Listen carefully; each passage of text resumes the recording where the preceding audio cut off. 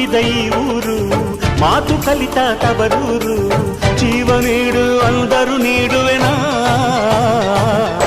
ಹೇರುಕ್ಕಮ್ಮ ನಮ್ಮ ಊರ ಊರಮ್ಮ, ಹೇರುಕ್ಕಮ್ಮ ನಮ್ಮ ಮಾತೆ ಮಾತಮ್ಮ.